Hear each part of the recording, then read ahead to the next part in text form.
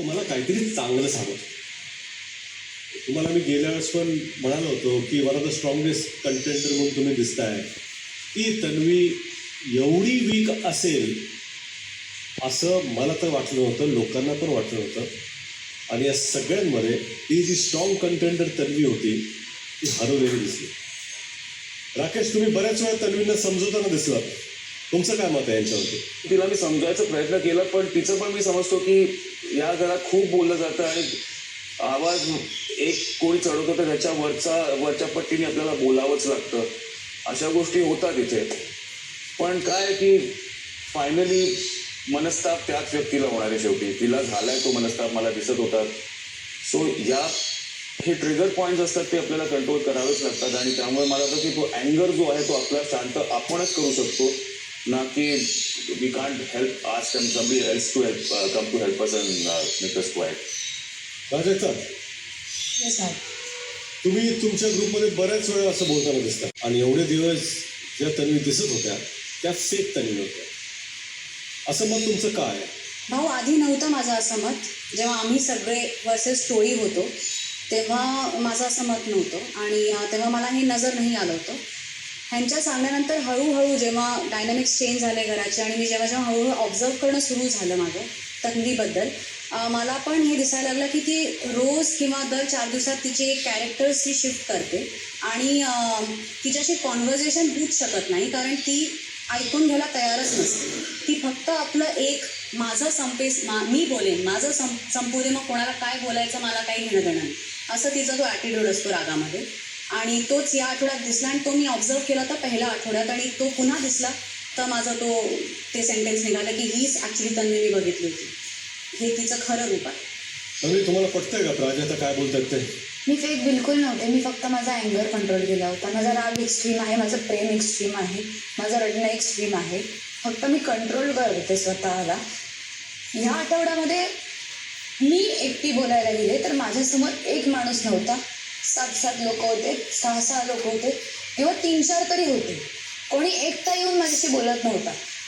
तिथे झोपतीये तर त्यांना असं म्हणायचं आहे की कॅप्टन आहे म्हणून ही सगळं असं करते, आमच्यासोबत भीक मागायला लावली. जे शब्द माझ्या कानात राहिलेले, मी दादाला डिसिजन दिला होता की मी नाही कॅप्टन्सीच्या सुविधा घेणार. मग मी हे इकडे यूज करायला लागले तर हिने मुद्दामून विशालला बोलवून आणलं, मुद्दामून प्राजक्ता ताई आली आणि सगळ्यांनाच वॉशरूमला आली अचानक बाहेर. तेव्हा माझं असं झालं, मी रागात बोलले खूप जोरात आणि नंतर मला रडायला पण आलं की इतकं पण नाही होत की तुम्ही सगळे मिळून एकाला बोलाल. तुम्हाला बोलायचं तर एकट्याने बोला आणि आवाज कमी करून बोला, मी पण त्याच आवाजात बोलणार. तुम्ही सगळे एकदम हवे होऊन बोलाल तर मग मी त्याच आवाजात बोलणार आणि रागवूनच बोलणार.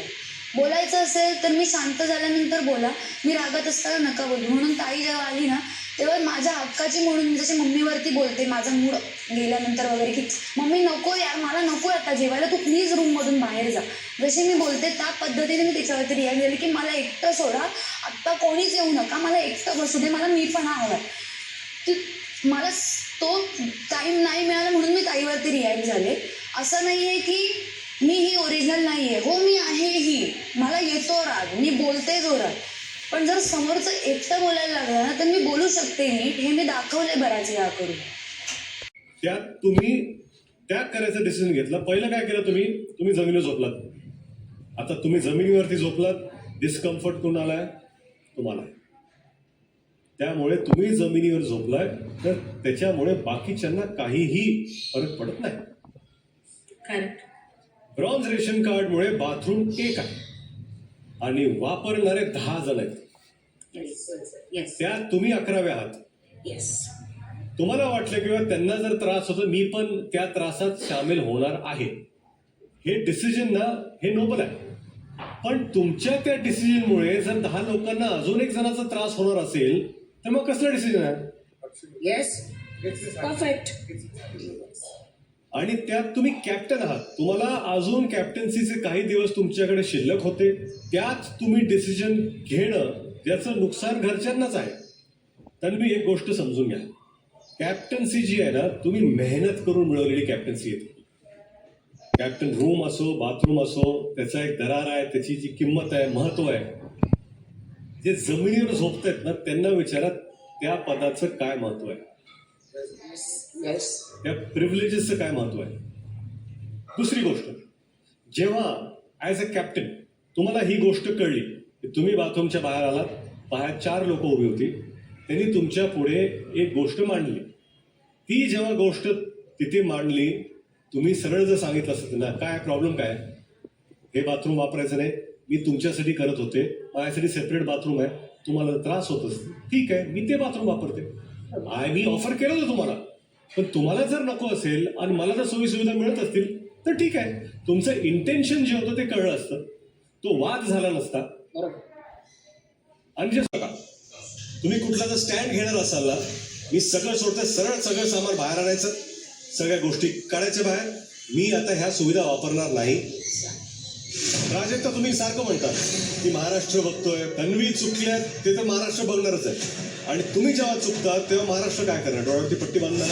गार्डन मध्ये ते शांत बसले होते, आज आत जाऊन सांग. तुम्ही सगळ्यांना विचारा, सगळे हात वर करतील या गोष्टी. मला कोणाला विचारा, तुम्ही सांगायची गरज नाहीये, नाहीतर इथे या, माझं काम करा तुम्ही.